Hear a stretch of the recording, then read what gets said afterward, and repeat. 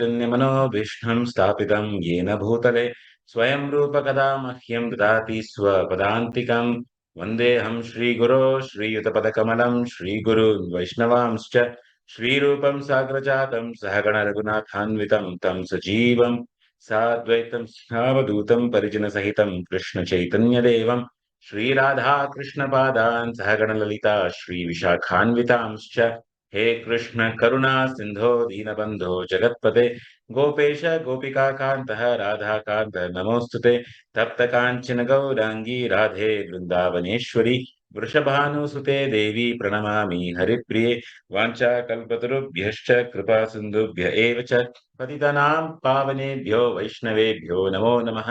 जय श्री कृष्ण चैतन्य प्रभु नित्यानंद श्री अद्वैत गदाधर श्रीवासादि गौर भक्त वृंद हरे कृष्ण कृष्ण कृष्ण हरे हरे हरे राम राम राम हरे हरे। ಶಿವಗೌರ ಹರಿಪ್ರಭುಗೆ ತುಂಬಾ ಥ್ಯಾಂಕ್ಸ್ ಹೇಳಬೇಕು ನಾನು, ಧನ್ಯವಾದಗಳು. ಯಾಕಂದ್ರೆ ನನಗೆ ಕನ್ನಡ ಬರೋದಿಲ್ಲ. ಆದ್ರೂ ನನ್ನ ಉದ್ಧಾರಕ್ಕೋಸ್ಕರ ಅವರು ಈ ಒಂದು ಆಪರ್ಚುನಿಟಿ ಕೊಟ್ಟಿದ್ದಾರೆ. ಅವಾಗ ನನಗೆ ಸರಿ ಬರಲ್ಲ ಅವಾಗ ಕನ್ನಡ. ಅವಾಗ ನೀವು ನನ್ನನ್ನು ತಿದ್ದಿಸ್ಬಿಡಿ, ಯಾರು ಬೇಕಾದ್ರೂ ನನ್ನನ್ನು ಕರೆಕ್ಟ್ ಮಾಡಬಹುದು.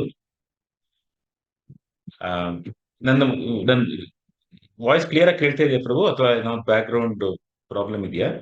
ಇಲ್ಲ ಪ್ರಭು, ತುಂಬಾ ಚೆನ್ನಾಗಿ ಕೇಳ್ತಾ ಇದೆ.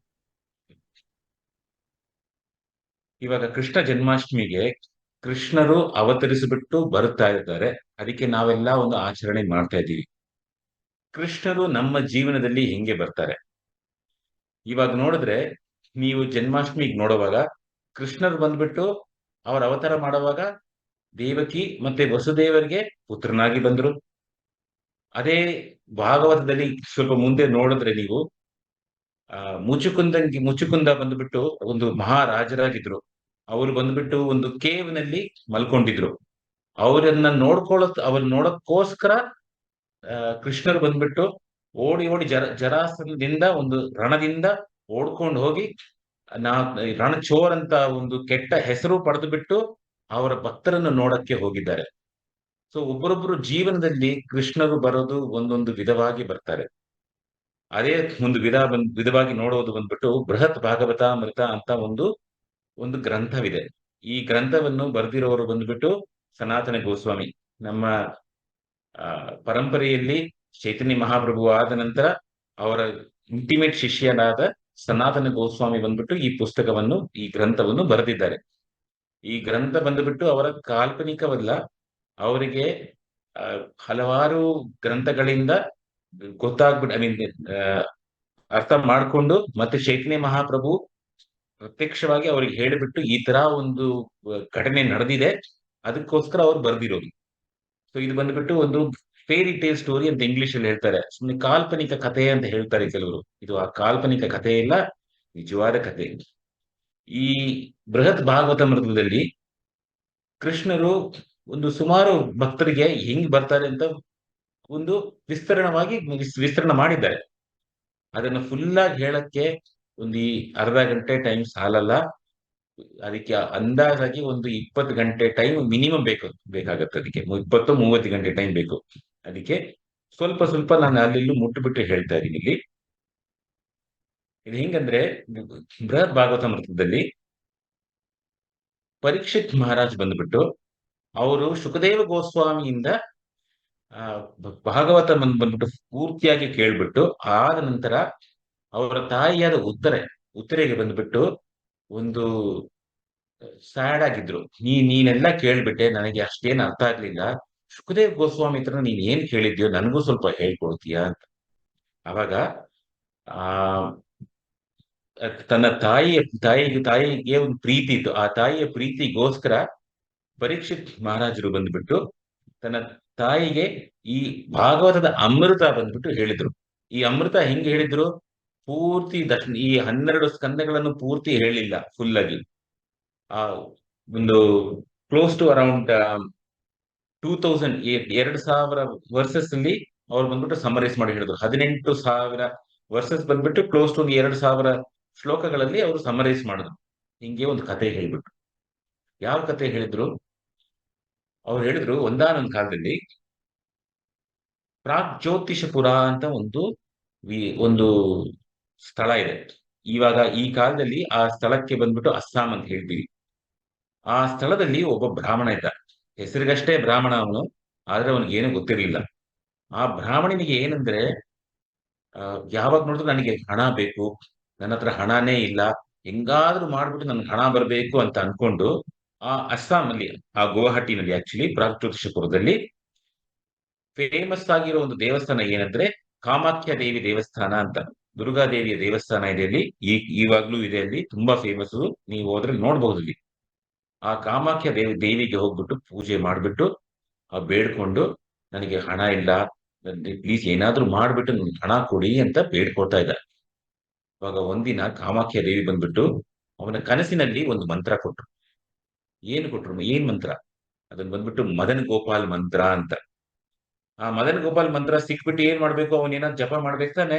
ಅವನ್ ಅನ್ಕೊಂಡ, ಸುಮ್ನೆ ಏನೋ ಸ್ವಪ್ನದಲ್ಲಿ ಏನೋ ಬಂದಿದೆ, ಎಲ್ಲ ಸ್ವಪ್ನದಲ್ಲಿ ಬರೋದೆಲ್ಲ ನಂಬಕ್ಕಾಗತ್ತಾ ಅಂತ ಅನ್ಕೊಂಡು ಇಲ್ಲ ಬಿಟ್ಬಿಟ್ಟ ಹಂಗೆ. ಅವಾಗ ಇನ್ನೊಂದು ಸತಿ ಕಾಮಾಖ್ಯ ದೇವಿ ಅಂದ್ರೆ ದುರ್ಗಾದೇವಿ ಬಂದ್ಬಿಟ್ಟು ಮದನ ಗೋಪಾಲ್ ಮಂತ್ರ ತಿರ್ಗಾ ಹೇಳ್ಬಿಟ್ಟು ಹೇಳಿದ್ರು, ನೀನ್ ನನ್ನನ್ನ ಸುಮ್ನೆ, ನಾನು ಇದು ಒಂದು ಕಾಲ್ಪನಿಕ ಘಟನೆ ಇಲ್ಲ, ನಾನು ನಿಜವಾಗ್ಲೇ ನಿನ್ಗೆ ಹೇಳ್ತಾ ಇದ್ದೀನಿ, ಈ ಮಂತ್ರ ಜಪವನ್ನು ಮಾಡು ಅಂತ ಹೇಳಿದ್ರು. ಸೊ ಇವನಿಗೂ ಈ ಬ್ರಾಹ್ಮಣನಿಗೆ ಜಾಸ್ತಿ ಓದಿರ್ಲಿಲ್ಲ. ಅವನ್ ಗೊತ್ತಿರೋದು ಒಂದೇ ಒಂದು ದೇವತೆ, ಅದು ದುರ್ಗಾದೇವಿ, ಕಾಮಾಖ್ಯ ದೇವಿ.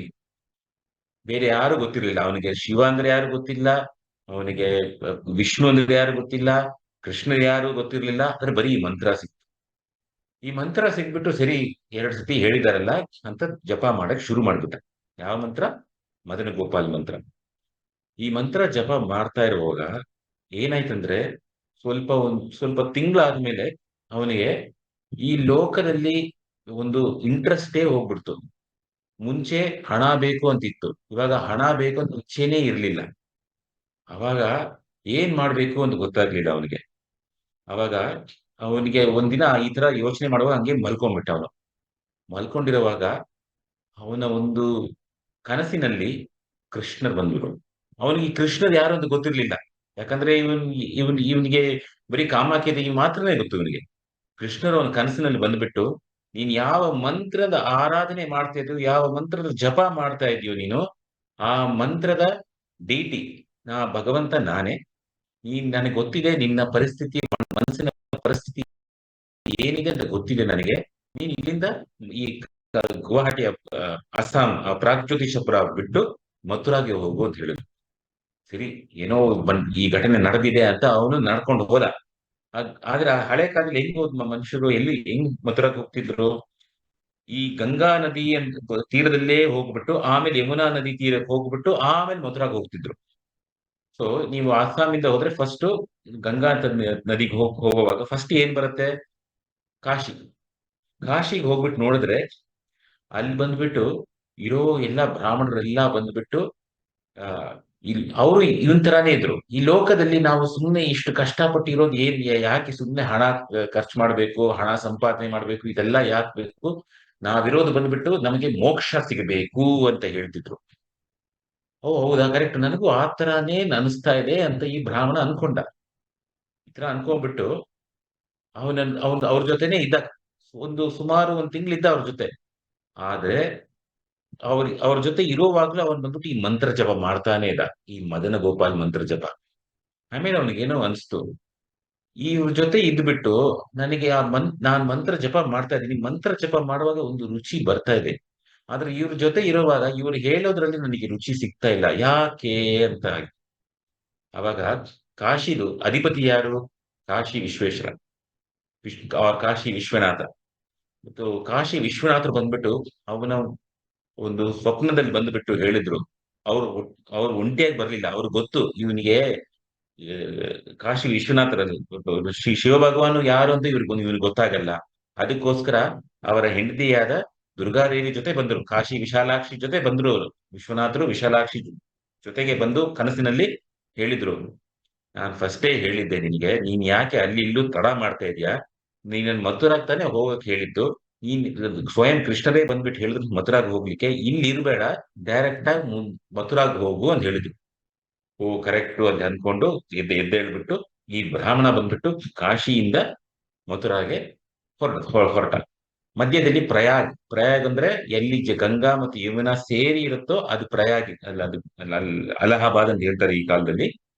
ಅಲ್ಲೂ ಸ್ವಲ್ಪ ಸಮಯ ಇದ್ಬಿಟ್ಟು ಆಮೇಲೆ ಮಥುರಾಗ್ ಹೋದ ನಂತರ ಅವನು ಬಂದ್ಬಿಟ್ಟು ಅಲ್ಲಿ ಮಥುರಲ್ಲಿ ತುಂಬಾ ಈ ಕುಂಜಗಳಿವೆ. ಕುಂಜಗಳಂದ್ರೆ ಈ ಚಿಕ್ಕ ಚಿಕ್ಕ ಸಣ್ಣ ಫಾರೆಸ್ಟ್ ತರ, ಆ ಸಣ್ಣ ಸಣ್ಣ ಕಾಡುಗಳ ತರ. ಆ ಚಿಕ್ಕ ಒಂದು ಸಣ್ಣ ಕಾಡಿನ ಹತ್ರ ಹೋಗುವಾಗ ಅವನಿಗೆ ಒಂದು ಶಬ್ದ ಕೇಳಿಸ್ತು. ಯಾರೋ ಒಬ್ರು ಚೆನ್ನಾಗಿ ಒಂದು ಭಜನೆ ಮಾಡ್ತಾ ಇದ್ದಾರೆ, ಅವ್ರು ಏನೋ ಒಂದು ಡ್ಯಾನ್ಸ್ ಮಾಡ್ತಾ ಇದ್ದಾರೆ. ಅವ್ರ ಕೈನಲ್ಲಿ ಕಾಲಿನಲ್ಲಿ ತುಂಬಾ ಒಂದು ಆರ್ನಮೆಂಟ್ಸ್ ಎಲ್ಲ ಇತ್ತು. ಅದ್ರದ್ದು ಕಿಂಕಿಣಿ ಶಬ್ದ ತರ ಎಲ್ಲ ಬರ್ತಾ ಇತ್ತು. ಅಲ್ಲಿ ಒಳಗೆ ಹೋಗಿ ನೋಡಿದಾಗ ಒಬ್ರು ಫುಲ್ ತೇಜಸ್ಸಾಗಿರೋ ಒಬ್ರು ಯಂಗ್ ಆಗಿರೋರು ಒಬ್ರು ಇದ್ರು. ಅವ್ರ ಹತ್ರ ಹೋಗ್ಬಿಟ್ಟು, ನೀವ್ ಯಾರು? ಈ ಕಾಡಿನಲ್ಲಿ ಯಾರು ಇಲ್ಲ, ಆದ್ರೆ ನಿಮ್ಮನ್ನ ನೋಡಿದ್ರೆ ಒಳ್ಳೆ ಡ್ರೆಸ್ ಹಾಕೊಂಡಿದ್ದೀರಾ, ತಲೆನಲ್ಲಿ ಒಂದು ಟರ್ಬನ್ ಹಾಕೊಂಡಿದ್ದೀರಾ, ಈ ಕೈನಲ್ಲೆಲ್ಲ ಒಂದು ಗೋಲ್ಡ್ ಆರ್ನಮೆಂಟ್ಸ್ ಇದೆ. ನೀವ್ ಯಾರು ಇಲ್ಲಿ ಬಂದಿದ್ದೀರಾ ಅಂತ ಕೇಳ್ತಾರೆ. ಅವಾಗ ಅವ್ರು ಇವನ್ನ ನೋಡ್ಬಿಟ್ಟು, ನಾನು ನಿನಗೋಸ್ಕರನೇ ಇಲ್ಲಿ ಕಾಯ್ತಾ ಇದ್ದೆ. ಇವನಿಗೆ ಫುಲ್ ಶಾಕ್ ಆಯ್ತು ಈ ಬ್ರಾಹ್ಮಣನಿಗೆ. ಅಲ್ಲಿ ಸ್ವಪ್ನದಲ್ಲಿ ನೋಡಿದ್ರೆ ಫಸ್ಟ್ ಕಾಮಾಖ್ಯ ದೇವಿ ಹೇಳ್ತಾರೆ, ಆಮೇಲೆ ಬೇರೆ ಯಾರೋ ಬಂದ್ಬಿಟ್ಟು ಹೇಳ್ತಾರೆ ನಾನೇ ಈ ಗೋಪಾಲ್ ಅಂತ. ಅವ್ರು ಯಾರು ಅಂತ ಗೊತ್ತಿಲ್ಲ. ಆಮೇಲೆ ಕಾಶಿ ವಿಶ್ವನಾಥ ಬರ್ತಾರೆ. ಇವರೆಲ್ಲ ಸ್ವಪ್ನದಲ್ಲಿ ಬರ್ತಾ ಇದ್ರೆ, ಇಲ್ಲಿ ನೋಡಿದ್ರೆ ಒಬ್ರು ಇದ್ದಾರೆ, ವಿಚಿತ್ರವಾಗಿದ್ದಾರೆ. ಇಲ್ಲಿ ನೋಡಕ್ಕೆ ಒಂದು ಅಟ್ರಾಕ್ಟಿವ್ ಆಗೇ ಇದ್ದಾರೆ. ಆದ್ರೆ ನಾನ್ ನಿನಗೋಸ್ಕರ ಕಾಯ್ತಾ ಇದ್ದೀನಿ ಅಂತ ಹೇಳ್ತಾ ಇದಾರಲ್ಲ, ಇದು ಏನ್ ನಡೀತಾ ಇದೆ ಅಂತ ಅವ್ರಿಗೆ. ಅವಾಗ ಅವ್ರು ಕೇಳಿದ್ರು, ನಾನ್ ಇಲ್ಲಿ ಬರ್ತೀನಿ ಅಂತ ನಿಮ್ಗೆ ಹೆಂಗ್ ಗೊತ್ತಾಯ್ತು ಅಂತ ಕೇಳ್ತಾರೆ. ಅವಾಗ ಫುಲ್ ಸ್ಟೋರಿ ಹೇಳ್ತಾರೆ ಅವ್ರದ್ದು. ಅವ್ರ ಹೆಸರು ಗೋಪಕುಮಾರ್ ಅಂತ. ಆ ಗೋಪಕುಮಾರ್ ಬಂದ್ಬಿಟ್ಟು ಅವರು ಹೆಂಗೆ ಆ ಸ್ಥಳಕ್ಕೆ ಬಂದ್ರು ಅಂತ ಹೇಳ್ತಾರೆ. ಅದೊಂದು ದೊಡ್ಡ ಕತೆ. ಅವರು ಪುರಾಣ ಕಾಲದಲ್ಲಿ ಅವರು ಬಂದ್ಬಿಟ್ಟು ಈ ಮಥುರಾ ರೀಜನ್ ನಲ್ಲೇ ಅವ್ರು ಬಂದ್ಬಿಟ್ಟು ಒಂದು ಗೋಪಾಲರಾಗಿದ್ರು. ಆ ಗೋಪಾಲರಾಗಿದ್ದು ಬಿಟ್ಟು ಅವ್ರಿಗೆ ಏನೋ ಒಂದು ಮಂತ್ರ ಸಿಕ್ಬಿಟ್ಟು, ಅವ್ರಿಗೆ ಇದೇ ಮದನ ಗೋಪಾಲ್ ಮಂತ್ರ ಸಿಕ್ಬಿಟ್ಟು ಅದನ್ನ ಜಪ ಮಾಡಿ ಹಂಗು ಹಿಂಗು ಮಾಡಿ ಫೈನಲಿ ಅವ್ರು ಗೋಲೋಕ ವಾಯ್ಸ್ ಬೃಂದಾವನ. ಬ್ರೇಕ್ ಆಗ್ತಾ ಇದೆ. Is it Prabhu? Just a minute, just 1 minute. Voice break ಆಗ್ತಾ ಇದೆ.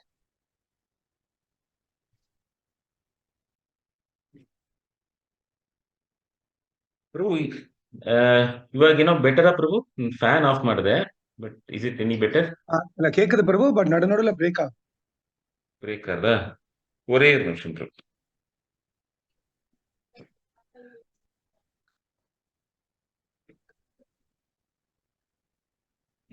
Not download anything from on internet. My computer is full.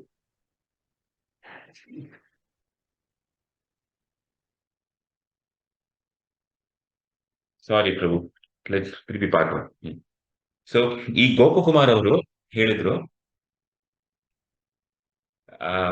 ಈ ಗೋಪಕುಮಾರ್ ಬಂದು ಹೇಳಿದ್ರು, ಹಂಗು ಹಿಂಗು ಮಾಡಿ ನಾನು ಹಿಂಗಾದ್ರೂ ಮಾಡಿ ನಾನು ಗೋಲೋಕ್ ವೃಂದಾವನಕ್ಕೆ ಹೋದೆ. ಗೋಲೋಕ್ ವೃಂದಾವನಕ್ಕೆ ಹೋಗ್ಬಿಟ್ಟು ಏನಾಯ್ತು, ಅಲ್ಲಿ ಹೋಗಿ ನೋಡಿದ್ರೆ ನಾನು ಇದಕ್ಕೆ ಗೋಲೋಕ್ ವೃಂದಾವನಕ್ಕೆ ಹೋಗೋ ಮುಂಚೆ ಮೊದಲು ಬಂದ್ಬಿಟ್ಟು ಸ್ವರ್ಗಲೋಕಕ್ಕೆ ಹೋದೆ. ಅದ್ರಲ್ಲಿ ಎಷ್ಟು ಆಪ್ಯುಲೆನ್ಸ್ ಇತ್ತು, ಎಲ್ಲ ಫುಲ್ ಆಪ್ಯುಲೆನ್ಸ್ ಏನ್ ಹೇಳ್ತಾರೆ ಪ್ರಭು ಕನ್ನಡದಲ್ಲಿ? ಗೊತ್ತಿಲ್ಲ ಪ್ರಭು, ನೀವು ತಮಿಳಲ್ಲೇ ಹೇಳಿ ಅದನ್ನ. ಐಶ್ವರ್ಯ. ಸೊ ಈ ಈ ಸ್ವರ್ಗಲೋಕದಲ್ಲಿ ತುಂಬಾ ಐಶ್ವರ್ಯ ಇತ್ತು. ಅದ್ರ ಬಿಟ್ಟು ಸ್ವರ್ಗಲೋಕಕ್ಕೆ ಹೋಗ್ಬಿಟ್ಟು ಜನಲೋಕಕ್ಕೆ ಹೋದ್ರು. ಜನಲೋಕದಲ್ಲಿ ಯಾರೆಲ್ಲ ಈ ಲೋಕದಲ್ಲಿ ತುಂಬಾ ತಪಸ್ ಮಾಡಿದ್ರು ಅವರೆಲ್ಲ ಜನಲೋಕಕ್ಕೆ ಹೋಗಿರ್ತಾರೆ. ಅದ್ರಾದ್ಮೇಲೆ ಮಹರ್ಲೋಕಕ್ಕೆ ಹೋಗಿದ್ರು. ಮಹರ್ಲೋಕ ಆದ್ಮೇಲೆ ತಪಲೋಕಕ್ಕೆ ಹೋಗಿದ್ರು. ತಪಲೋಕದಲ್ಲಿ ಎಲ್ರು ಬರೀ ತಪಸ್ಸೇ ಮಾಡ್ತಿದ್ರು. ತಪಲೋಕಕ್ಕೆ ಆದ್ಮೇಲೆ ಸತ್ಯಲೋಕಕ್ಕೆ ಹೋದ್ರು. ಆ ಸತ್ಯಲೋಕಕ್ಕೆ ಹೋಗ್ಬಿಟ್ಟು ಗೋಪಕುಮಾರ್ ಏನ್ ಮಾಡಿದ್ರು, ಈ ಬ್ರಹ್ಮಾಂಡದಕ್ಕೆ ಔಟರ್ ಕವರಿಂಗ್ ಇದೆ. ಭೂಮಿ, ಆಪು, ವಾಯು, earth, water, fire, air, ether ಅಂತ ಇದು ಒಂದೊಂದು ಕವರಿಂಗ್ ಇದೆ. ಅದಕ್ಕೆ ಒಂದು ಅಧಿಪತಿ ಇದ್ದಾರೆ, ಅದಕ್ಕೂ ಒಂದು ಲೋಕವಿದೆ.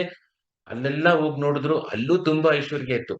ಇದೆಲ್ಲ ದಾಟ್ಬಿಟ್ಟು ಅವ್ರು ಬಂದ್ಬಿಟ್ಟು ವಿರಜಾ ನದಿಗೆ ಹೋಗುವಾಗ ಅಲ್ಲಿ ಬಂದ್ಬಿಟ್ಟು ಮಹಾಕಾಲಪುರ್ ಅಂತ ಬಂತು. ಅಲ್ಲಿ ನೋಡಿದ್ರೆ ಪ್ರಕಾಶವಾಗಿ ಒಂದು ರೀಜನ್ ಇದೆ. ಆ ಪ್ರಕಾಶವಾದ ರೀಜನ್ ಅಲ್ಲಿ ರುದ್ರ ದೇವತೆಯನ್ನು ನೋಡಿದ್ರು ಅವರಲ್ಲಿ. ಅದೆಲ್ಲ ಬಿಟ್ಬಿಟ್ಟು ಮುಂದೆ ಸದಾಶಿವ ಲೋಕಕ್ಕೆ ಹೋಗ್ಬಿಟ್ಟು ಆಮೇಲೆ ವೈಕುಂಠಕ್ಕೆ ಬರ್ತಾರೆ. ವೈಕುಂಠದಲ್ಲೂ ಐಶ್ವರ್ಯ ನೋಡ್ತಾರೆ. ವೈಕುಂಠ ಲೋಕದಿಂದ ಅವರು ಅಯೋಧ್ಯಕ್ಕೆ ಹೋಗ್ತಾರೆ. ಅಯೋಧ್ಯದಲ್ಲೂ ಐಶ್ವರ್ಯ ನೋಡ್ತಾರೆ. ಅಯೋಧ್ಯೆ ಬಿಟ್ಟು ಅವರು ದ್ವಾರಕಾಗ್ ಹೋಗ್ತಾರೆ. ದ್ವಾರಕಾದಲ್ಲೂ ತುಂಬಾ ಐಶ್ವರ್ಯ ನೋಡ್ತಾರೆ. ಆದ್ರೆ ಈ ಗೋಲೋಕ ವೃಂದಾವನ ಬಂದಿದ ತಕ್ಷಣ ಅವ್ರಿಗೆ ಏನ್ ಅನ್ಸುತ್ತೆ ಅಂದ್ರೆ, ಈ ಭೂಲೋಕದ ಗೋಲೋಕ, ಈ ಭೂಲೋಕದ ಮಥುರಾ ಬೃಂದಾವನ ಏನಿದೆಯೋ, ಮತ್ತೆ ಆ ಆಧ್ಯಾತ್ಮಿಕ ಜಗತ್ತಿನ ವೈಕುಂಠ ಜಗತ್ತಿನ ಗೋಲೋಕ ಏನಿದೆಯೋ, ಎರಡು ವ್ಯತ್ಯಾಸನೇ ಕಾಣ್ತಾ ಇಲ್ಲ. ಆಲ್ಮೋಸ್ಟ್ ಸಿಮಿಲರ್ ಆಗಿದೆ. ಈ ಐಶ್ವರ್ಯ ಏನು ಈ ಬೇರೆ ಲೋಕದಲ್ಲಿ ಏನೆಲ್ಲ ಐಶ್ವರ್ಯ ನೋಡಿದ್ರೋ ಅದು ಇಲ್ಲಿ ಕಾಣ್ತಾ ಇಲ್ಲ. ಮತ್ತೆ ಅವರು ಈ ಗೋಲೋಕಕ್ಕೆ ಎಂಟರ್ ಆಗಿದ ತಕ್ಷಣ ನೋಡಿದ್ರೆ ಸ್ವಲ್ಪ ವಿಚಿತ್ರವಾಗಿತ್ತು. ವೈಕುಂಠ ಲೋಕದಲ್ಲಿ ಎಲ್ಲರೂ ಸಂತೋಷವಾಗಿದ್ರು, ಅಯೋಧ್ಯೆನಲ್ಲೂ ಎಲ್ಲರೂ ಸಂತೋಷವಾಗಿದ್ರು, ದ್ವಾರಕಾದಲ್ಲೂ ಎಲ್ಲರೂ ಸಂತೋಷವಾಗಿದ್ರು. ಇಲ್ಲಿ ಬಂದಿದ ತಕ್ಷಣ ಏನಾಯ್ತು, ಇಲ್ಲಿ ಒಂದು ಕಾಡ್ ತರ ಇದೆ, ಮತ್ತೆ ಮಧ್ಯದಲ್ಲಿ ಒಂದು ರೋಡ್ ಇದೆ. ಪ್ರಭು ಬ್ಲಾಕ್ ಆಯ್ತು ಪ್ರಭು ಇಲ್ಲಿ ಕೇಕರದಲ್ಲಿ ಪ್ರಭು. ಕೇಕದ್ ಪ್ರಭು ಕೇಕದ್. ಓಕೆ. ಈ ಮಧ್ಯದಲ್ಲಿ ಈ ರೋಡ್ ನಲ್ಲಿ ಹೋಗುವಾಗ ಈ ಪಕ್ಕದಲ್ಲಿ ಏನೋ ಚಿಕ್ಕ ಚಿಕ್ಕ ಒಂದು ಮನೆ ತರ ಇತ್ತು. ಮತ್ತೆ ಸೈಡ್ ಅಲ್ಲಿ ಜನರೆಲ್ಲ ಕೂತಿದ್ರು. ಅಲ್ಲಿ ಕೂತಿರೋ ಜನ ಎಲ್ಲ ಬಂದ್ಬಿಟ್ಟು ಆ, ಒಂಥರ ದುಃಖ, ಐ ಮೀನ್ ಒಂಥರ ಒಂದು ಮುಖದಲ್ಲಿ ನೋಡಿದ್ರೆ ಒಂದು ದುಃಖವಿತ್ತು. ಇಷ್ಟು ಕಷ್ಟಪಟ್ಟು ನಾನು ಬಂದ್ಬಿಟ್ಟು ಎಷ್ಟೋ ಪ್ರಯತ್ನ ಮಾಡಿ ಸಾಧನೆ ಮಾಡಿ ವೈಕುಂಠ ಲೋಕಕ್ಕೆ ಈ ಗೋಲೋಕ ವೃಂದಾವನಕ್ಕೆ ಬಂದ್ರೆ ನೋಡಿದ್ರೆ ಎಲ್ರು ದುಃಖವಾಗಿದ್ದಾರೆ. ಒಬ್ಬರ ಹತ್ರ ಹೋಗ್ಬಿಟ್ಟು ಕೇಳಿದ್ರು, ನೀವ್ ಯಾಕಪ್ಪ ಇಷ್ಟು ದುಃಖವಾಗಿದ್ದೀರಾ ಇಲ್ಲಿ ಅಂತ. ಇವ್ರನ್ನ ನೋಡ್ಬಿಟ್ಟು ಅವ್ರ ಕಣ್ಣು ಮಾತ್ರ ದೂರದಲ್ಲಿ ಬೇರೆಲ್ಲೋ ನೋಡ್ತಾ ಇದೆ. ಮಾತಾಡ್ಲಿಲ್ಲ, ವಾಪಸ್ ಒಂದು ರಿಪ್ಲೈಯೇ ಕೊಡ್ಲಿಲ್ಲ ಅವರು. ಆಮೇಲೆ ಸರಿ ಇವ್ರೇನೋ ಮಾತಾಡ್ತಾ ಇಲ್ವಲ್ಲ, ನೆಕ್ಸ್ಟ್ ಬೇರೆ ಯಾರ ಹತ್ರ ಹೋಗ್ಬಿಟ್ಟು ಕೇಳೋಣ ಅಂತ ಕೇಳಿದ್ರೆ ಅವ್ರು ಹೇಳಿದ್ರು, ಕೃಷ್ಣರ್ ಬಂದ್ಬಿಟ್ಟು ಬೆಳಗ್ಗೆ ಈ ವನಕ್ಕೆ ಹೋದ್ರು, ಈ ಗೋಚರಕ್ಕೆ ಹೋಗಿದ್ದಾರೆ, ಈ ಹಸುವಿನೆಲ್ಲ ಕರ್ಕೊಂಡು ಹೋಗಿದ್ದಾರೆ ಅಲ್ಲಿ, ಅವ್ರು ಇನ್ನ ಬಂದಿಲ್ಲ, ಅವ್ರಿಗೋಸ್ಕರ ಕಾಯ್ತಾ ಇದ್ದೀವಿ ಅಂತ. ಸೊ ಅವಾಗ ಕಾಯ್ತಾ ಇದ್ದೀವಿ ಅಂತ ಕೇಳಿದಷ್ಟು, ಇದಕ್ಕೋಸ್ಕರ ನೀವು ಇಷ್ಟು ವಿರಹದಲ್ಲಿ ಇದ್ದೀರಾ, ಇಷ್ಟು ಈ ವಿರಹ ದುಃಖದಲ್ಲಿ ಇದ್ದೀರಾ ಅಂತ. ಆಮೇಲೆ ಇವನು ಕಾಯ್ತಾ ಇದ್ದ, ಗೋಪಕುಮಾರಲ್ಲಿ ಕಾಯ್ತಾ ಇದ್ದ ಕೃಷ್ಣರು ಯಾವಾಗ ಬರ್ತಾರೆ ಅಂತ. ಅವಾಗ ಸಂಜೆ ಹೊತ್ತು ಆಯ್ತು. ಸಂಜೆ ಹೊತ್ತು ಆದಾಗ ಕೃಷ್ಣರು ಬರ್ತಾ ಇದ್ರು. ಕೃಷ್ಣರು ಬರ್ತಾ ಇರುವ ಕೃಷ್ಣರ ಹತ್ತಿರ ಬರ್ತಾ ಇದಾರೆ. ನೋಡಿದ ತಕ್ಷಣ ಅವ್ರು ಹೇಳ್ತಾರೆ, ಏಯ್ ಸ್ವರೂಪ ಬ್ರಾಹ್ಮಣ, ನೀನೇ ತಾನೆ, ಬಾ ಅಂತ ಹೇಳ್ಬಿಟ್ಟು ಚೆನ್ನಾಗಿ ಕಟ್ಕೋತಾರೆ ಅವನನ್ನ. ಅವಾಗ ಗೊತ್ತಾಗುತ್ತೆ ಇವ್ರಿಗೆ ನಿಜವಾಗಿ ಒಂದು ಐಡೆಂಟಿಟಿ ಇತ್ತು. ಅವರಿಗೆ ತುಂಬಾ ಅವಾಗ ಕೃಷ್ಣರ್ ಹೇಳ್ತಾರೆ, ನಾನು ಎಷ್ಟು ದಿನದಿಂದ ನಿನ್ಗೋಸ್ಕರ ವೇಟ್ ಮಾಡ್ತಾ ಇದ್ದೀನಿ, ನೀನ್ ಇಷ್ಟು ದಿನ ಆಯ್ತು, ನೀನ್ ಯಾಕೆ ಇಷ್ಟು ತಡ ಮಾಡಿದೆ ನೀನು, ನಾನು ಅವತ್ತೇ ಬರ್ತೀಯ ಅನ್ಕೊಂಡಿದ್ದೆ, ನೀನ್ ಇಷ್ಟು ತಡ ಮಾಡಿದ್ಯಲ್ಲ ಅಂತ ಹೇಳಿದ್ರು. ಆಮೇಲೆ ಕೃಷ್ಣರು ಇವನ್ನ ನೋಡ್ಬಿಟ್ಟು ಹಂಗೆ ಆ ಆ ಒಂದು ಎಕ್ಸ್ಪ್ರೆಸಿನಲ್ಲಿ ಅವ್ರು ಅನ್ಕಾನ್ಶಿಯಸ್ ಆಗಿ ಕೆಳಗೆ ಬಿದ್ಬಿಡ್ತಾರೆ. ನಾವೆಲ್ಲ ಬಂದ್ಬಿಟ್ಟು ಭಗವಂತ ನೋಡಿದ್ರೆ ನಮಗ್ ಅನ್ಕಾನ್ಶಿಯಸ್ ಆಗಬಹುದು ಅಂತ ಹೇಳ್ಬೋದು. ಆದ್ರೆ ನಮ್ಮ ಕೃಷ್ಣರು ಹೆಂಗೆ ಅಂದ್ರೆ, ಭಕ್ತರ ನೋಡ್ಬಿಟ್ಟು ಅವ್ರು ಅನ್ಕಾನ್ಶಿಯಸ್ ಆಗಿ ಬಿದ್ದು ಬಿಡ್ತಾರೆ. ಇವ್ರಿಂಗೆ ಒಂದು ಶ್ವಾಸನೆ ಬಿಡದೆ ಅವ್ರು ಬಿದ್ದಿರುವಾಗ, ನೆಲದಲ್ಲಿ ಬಿದ್ದಿರುವಾಗ, ಬರೋ ಎಲ್ಲಾ ಈ ಗೋಲೋಕ ವೃಂದಾವನ ಇರೋರೆಲ್ಲ ಬಂದ್ಬಿಟ್ಟು ಈ ಗೋಪಕುಮಾರ್ ನೋಡ್ಬಿಟ್ಟು ಹೇಳ್ತಾರೆ, ಇಷ್ಟು ದಿನ ನಮ್ಮ ಕೃಷ್ಣರು ಚೆನ್ನಾಗಿದ್ರು, ನೀನ್ ಬಂದಾದ್ಮೇಲೆನೆ ಹಿಂಗಾಗಿದೆ, ನೀನ್ ಏನ್ ತಂದಿದ್ಯಾ ಹಿಂಗೆ ಅಂತ ಅನ್ಕೋತಾರೆ, ನೀನ್ ಏನ್ ಮಾಡಿದ್ಯಾ ನಮ್ ಕೃಷ್ಣರಿಗೆ ಅಂತ ಹೇಳ್ತಾರೆ. ಅವಾಗ ಈ ಗೋಪಕುಮಾರ್ಗೆ ತುಂಬಾ ಗಾಬರಿ ಆಗುತ್ತೆ, ನಾನೇನ್ ಮಾಡಿದೆ ಹಿಂಗೆ ಅಂತ. ಅವಾಗ ಎಲ್ರು ವೆಯ್ಟ್ ಮಾಡ್ತಾ ಇದ್ರೆ, ಪಕ್ಕದಲ್ಲಿ ಪಕ್ಷಿಗಳೆಲ್ಲ ಇತ್ತು, ಪಕ್ಷಿಗಳು ಬಂದ್ಬಿಟ್ಟು ಅವ್ರು ಹಾರೋದು ಸ್ಟಾಪ್ ಮಾಡಿದ್ರು. ಪಕ್ಕದಲ್ಲಿ ಯಮುನಾ ನದಿನ ಹಾರ್ತಾ ಇದೆ, ಫ್ಲೋ ಆಗ್ತಾ ಇದೆ, ಆ ಯಮುನಾ ನದಿನೂ ಸ್ಟಾಪ್ ಆಗ್ಬಿಟ್ಟಿತ್ತು. ಆ ಲೆವೆಲ್ಗೆ ಆಗಿದೆ ಈ ವೃಂದಾವನದಲ್ಲಿ, ಬಿಕಾಸ್ ವೃಂದಾವನದ ಜೀವನನೇ ಕೃಷ್ಣರು. ಆಗ ಬಲರಾಮರು ಬಂದ್ಬಿಟ್ಟು ನೋಡ್ತಾರೆ ಏನಾಗ್ತಾ ಇದೆ ಅಂತ. ಆಮೇಲೆ ಬಲರಾಮರು ಹೇಳ್ತಾರೆ, ನೀನ್ ಜೋರಾಗಿ, ಗೋಪಕುಮಾರ್ ಹತ್ರ ಹೇಳ್ತಾರೆ, ಕೃಷ್ಣರ ಕಿವಿ ಹತ್ರ ಹೋಗ್ಬಿಟ್ಟು ಜೋರಾಗಿ ಕೂಗು, ಕೃಷ್ಣ ಕೃಷ್ಣ ಅಂತ ಕೂಗು ಅಂತ. ಅವಾಗ ಈ ಗೋಪಕುಮಾರ್ ಜೋರಾಗಿ ಕೂಗ್ದ. ಅವಾಗ ಕೃಷ್ಣರು ಎಚ್ಚರಿಸ್ತಾರೆ. ಇವಾಗ ನಾವು ಜಪ ಮಾಡ್ತೀವಲ್ಲ, ನಾವು ನಿತ್ಯವೂ ಜಪ ಮಾಡೋದು ಬಂದ್ಬಿಟ್ಟು ಕೃಷ್ಣರ ಹತ್ರ ಹೇಳಕ್ಕೆ. ಕೃಷ್ಣರ್ ಬಂದ್ಬಿಟ್ಟು ನಾವು ನಮ್ಮ ಜಪಮಾಲೆ ಇಟ್ಕೊಂಡು ನಮ್ಮ ಕೃಷ್ಣರ ಡೇಟಿ ಅಥವಾ ಪಿಕ್ಚರ್ ಮುಂದೆ ಬಂದ್ಬಿಟ್ಟು ಕೂತ್ಕೊಂಡಿದ ತಕ್ಷಣನೇ ಕೃಷ್ಣರಿಗೆ ಸಂತೋಷ. ಎಷ್ಟು ದಿನ ನೀನು ಜಪ ಮಾಡದೆ ನೀನ್ ಬಂದಿದ್ಯಲ್ಲ, ಈ ಬಂದಿದ್ದಕ್ಕೇನೆ ಕೃಷ್ಣರಿಗೆ ಸಂತೋಷ ಆಗತ್ತೆ. ಅದಾದ ನಂತರ ಯಾವಾಗ ಅವ್ರಿಗೆ ಬಂದ್ಬಿಟ್ಟು ಆಲ್ಮೋಸ್ಟ್ ಅನ್ಕಾನ್ಶಿಯಸ್ ಆಗ್ತಾರೆ, ನೀನ್ ಜಪ ಮಾಡ್ತಾ ಇದೀಯ ಅಂತ. ಅದಾದ ನಂತರ ನಾವು ಯಾವಾಗ ಹರೇ ಕೃಷ್ಣ ಅಂತ ಹೇಳ್ತೀವೋ, ಅವರ ಅನ್ಕಾನ್ಶಿಯಸ್ ಆಗಿರೋ ಸ್ಟೇಟ್ ಇಂದ ಬಂದ್ಬಿಟ್ಟು ಎದ್ದೇಳ್ಬಿಟ್ಟು, ಓ ನೀ ನಾಮ ಜಪ ಮಾಡ್ತೀಯಾ ಅಂತ ಇರ್ತಾರೆ. ಆ ಸಂತೋಷದಲ್ಲಿ ಇರ್ತಾರೆ. ಸೊ ಈ ತರ ಈ ಗೋಪಕುಮಾರ್ ಜೀವನದಲ್ಲಿ ನಾವು ನೋಡ್ತೀವಿ ಒಂದು ವಿಷಯ ಏನಂದ್ರೆ, ನಮ್ಮ ಜೀವನದಲ್ಲಿ ನಾವ್ ಅನ್ಕೋತೀವಿ ನಾವು ಭಗವಂತನ ಪಡೆಯಬಹುದು, ಕಾಣಬಹುದು ಅಂತ. ಆದ್ರೆ ಗೋಪಕುಮಾರ್ ಗೋಲೋಕ ಬೃಂದಾವನಕ್ಕೆ ಹೋಗ್ಬಿಟ್ಟು ಸ್ವಯಂ ಕೃಷ್ಣರೇ ಅವನ ಅವನ ಪ- ಅವನ ಅವರ ಅವರ ಅವನ ಹತ್ತಿರ ಬಂದಿದ್ದಾರೆ. ಹಂಗಂದ್ರೆ ಕೃಷ್ಣರು ನಮಗ್ ಬರಬೇಕು. ನಾವು ಕೃಷ್ಣರ ಹತ್ರ ಹೋಗೋಕೆ ಅಷ್ಟು ಸಾಧ್ಯವಿಲ್ಲ. ನಾವು ಏನ್ ಮಾಡ್ಬೇಕಂದ್ರೆ, ನಮಗೆ ಒಂದು ಎಫರ್ಟ್ ಹಾಕ್ಬೋದು. ಆ ಎಫರ್ಟ್ ಮಾತ್ರ ನಾವು ಹಾಕ್ಬೋದು. ಬಟ್ ಕೃಷ್ಣರು ಬರೋದು ಅವರ ಅನುಗ್ರಹದಿಂದನೇ ಬರ್ತಾರೆ. ನಂಬರ್ 1. ನಂಬರ್ 2, ಈ ಗೋಪಕುಮಾರ್ಗೆ ಹೆಂಗೆ ಕೃಷ್ಣನ ದರ್ಶನ ಆಯ್ತು? ಕೇವಲ ಏನಾದ್ರೂ ಸರಿ, ಭೂಲೋಕದಲ್ಲಿ ಇದ್ರೂ ಸರಿ, ಸ್ವರ್ಗಲೋಕದಲ್ಲಿ ಇದ್ರೂ ಸರಿ, ಅವನ ಮಂತ್ರ ಜಪ ಬಂದ್ಬಿಟ್ಟು ಅವನು ನಿಲ್ಲಿಸ್ಲಿಲ್ಲ. ನಮಗೆ ಕೃಷ್ಣರು ಪಡಿಬೇಕಂದ್ರೆ, ಕೃಷ್ಣ ಜನ್ಮಾಷ್ಟಮಿ ಪ್ರಯುಕ್ತ ನಮಗೆ ಕೃಷ್ಣ ಭಕ್ತಿ ಇನ್ನ ಗ್ರೋ ಆಗ್ಬೇಕಂದ್ರೆ ಮಂತ್ರ ಜಪವನ್ನು ಬಿಡಬಾರದು. ನೆಕ್ಸ್ಟ್, ನಾವು ಅನ್ಕೋತೀವಿ ನಮ್ಮ ಜೀವನದ ಉದ್ದೇಶ ಹೆಂಗಾದ್ರೂ ಮಾಡಿ ಗೋಲೋಕ ವೃಂದಾವನಕ್ಕೆ ಹೋಗ್ಬೇಕು ಅಂತ. ಆದ್ರೆ ಗೋಲೋಕ ವೃಂದಾವನಕ್ಕೆ ಹೋಗ್ಬಿಟ್ಟು ಏನಾಯ್ತು ಈ ಗೋಪಕುಮಾರ್ಗೆ? ಮೊದಲು ಅವನು ಕೃಷ್ಣರ್ ನೋಡಿದ್ರು, ಅವನನ್ನ ಈ ತರ ನೋಡ್ಬಿಟ್ಟು ಕೃಷ್ಣರೇ ಅನ್ಕಾನ್ಶಿಯಸ್ ಕೆಳಗ್ ಬಿದ್ರು. ಅದಾದ ನಂತರ ಕೃಷ್ಣರೇ ಎದ್ದೇಳಿದ್ರು. ಆಮೇಲೆ ರಾತ್ರಿ ಆಯ್ತು. ನೆಕ್ಸ್ಟ್ ಡೇ ಬೆಳಗ್ಗೆ ಏನಾಯ್ತು? ಗೋಪಕುಮಾರ್ ಬಂದ್ಬಿಟ್ಟು ಆ ಕೃಷ್ಣರ್ ಎಲ್ಲೋ ಒಂದ್ ಜಾಗದಲ್ಲಿ ಇದ್ರು. ಅಲ್ಲಿ ಹೋಗುವಾಗ ಮಧ್ಯದಲ್ಲಿ ಶ್ರೀಮತಿ ರಾಧಾರಾಣಿಯ ಭೇಟಿಯಾದ. ರಾಧಾರಾಣಿಯನ್ನು ಆದಾಗ ರಾಧಾರಾಣಿ ಹೇಳಿದ್ರು, ಹೇ ಗೋಪಕುಮಾರ್, ನೀನ್ ಬಂದ್ಬಿಟ್ಟು ಇವಾಗ ಬಂದಿದ್ಯಲ್ಲ, ಈ ಭೂಲೋಕದಲ್ಲಿ ಇನ್ನೊಬ್ಬ ಬ್ರಾಹ್ಮಣ ಇದ್ದಾನೆ, ಅವನಿಗೆ ಈ ಗೋಲೋಕ ವೃಂದಾವನ ಕರ್ಕೊಂಡ್ ಬರ್ಬೇಕು, ಈ ಕೆಲಸ ಮಾಡ್ತೀಯ ಅಂತ. ಬರೀ ನೆನ್ನೆನೆ ಅವನ್ ಬಂದ್ಬಿಟ್ಟು ಕಷ್ಟಪಟ್ಟು ಹಲವಾರು ಜೀವನದಲ್ಲಿ ಸಾಧನೆ ಮಾಡಿ ಇಲ್ಲಿ ಗೋಲೋಕ ವೃಂದಾವನ ಬಂದಿದ್ದಾನೆ. ನೆಕ್ಸ್ಟ್ ಡೇ ಅವನ ಅಸೈನ್ಮೆಂಟ್ ಏನು? ತಿರ್ಗಾ ಭೂಲೋಕಕ್ಕೆ ಹೋಗ್ಬಿಟ್ಟು ಇರೋ ಯಾರೆಲ್ಲ ಬದ್ಧ ಜೀವಿಗಳಿದಾರೋ ಅವ್ರನ್ನ ವಾಪಸ್ ಗೋಲೋಕ ವೃಂದಾವನ ಕರ್ಕೊಂಡು ಬಾ ಅಂತ ಹೇಳಿದ್ರು. ಹಂಗಂದ್ರೆ ನಮಗೆ ಇರೋದು ಈ ಭೂಲೋಕದಲ್ಲಿ ಇರ್ಬೇಕೋ ಗೋಲೋಕದಲ್ಲಿ ಇರ್ಬೇಕೋ ಅದು ನಮ್ಮ ಉದ್ದೇಶ ಇಲ್ಲ. ಶ್ರೀಮತಿ ರಾಧಾರಾಣಿ ಸೇವೆ ಏನಂದ್ರೆ, ಕೃಷ್ಣರ ಮಹಿಮೆಯನ್ನು ಎಲ್ಲರಿಗೂ ಕೊಡ್ತಾ ಇರ್ಬೇಕು. ಅದು ಕೊಟ್ರೆ ಶ್ರೀಮತಿ ರಾಧಾರಾಣಿ ಸಂತೋಷವಾಗಿರ್ತಾರೆ.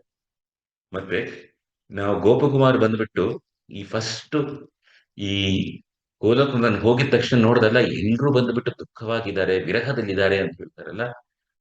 ನಾವು ನಮ್ ಜೀವನದಲ್ಲಿ ಅನ್ಕೋತೀವಿ, ನನ್ನ ಜೀವನದಲ್ಲಿ ತುಂಬಾ ದುಃಖ ಇದೆ, ಇದನ್ನೆಲ್ಲ ಬಿಟ್ಟು ನಾನು ಆಧ್ಯಾತ್ಮಿಕ ಜೀವನದಲ್ಲಿ ಭಾಗವಹಿಸಿದರೆ ನನಗೆ ಸುಖ ಸಿಗತ್ತೆ ಅಂತ. ಈ ದುಃಖದಿಂದ ಓಡ್ಕೊಂಡು ಸುಖಕ್ಕೆ ಹೋಗೋದು ಆಧ್ಯಾತ್ಮಿಕ ಜೀವನದಿಂದ. ಕೃಷ್ಣನಿಗೆ ಸುಖ ಕೊಡುವುದು, ಶ್ರೀಮತಿ ರಾಧಾರಾಣಿಗೆ ಸುಖ ಕೊಡುವುದೇ ಆಧ್ಯಾತ್ಮಿಕ ಜೀವನ. ಯಾವಾಗ ನಮಗೆ ಕೃಷ್ಣನ ಸೇವೆ ಮಾಡಕ್ಕಾಗಲ್ವೋ ಅದು ನಮಗೆ ದುಃಖ. ಸೊ ಈ ಕಥೆಯಿಂದ ನಮಗೆ ಇದು ಗೊತ್ತಾಗತ್ತೆ. ಅವಳದನ್ ಪ್ರಭು 9 ಆಯ್ತು. ಹರೇ ಕೃಷ್ಣ. ಮಿಕ್ಕ ನನ್ರಿ ಪ್ರಭು. ಹರೇ ಕೃಷ್ಣ. ತುಂಬಾ ಧನ್ಯವಾದಗಳು ಪ್ರಭು. ನೀವು ನಿಮ್ಮ ಕನ್ನಡ ಬರೋದಿಲ್ಲ ಅಂತ ಹೇಳ್ಬಿಟ್ಟು ಬಹಳ ತುಂಬಾ ಅದ್ಭುತವಾಗಿ ಕನ್ನಡದಲ್ಲಿ ಕ್ಲಾಸ್ ಮಾಡಿದ್ದೀರಾ. ಬಟ್ ನಾವು ಒಂದು ರೀತಿ ಒಳ್ಳೆ ಇದ್ರಲ್ಲಿ ಬರುವಾಗ ಅಷ್ಟೇ ಅಂತ ಮುಗಿಸ್ಬಿಟ್ರಿ. ಎನಿವೆ, ಓಕೆ, ಧನ್ಯವಾದಗಳು ಪ್ರಭು.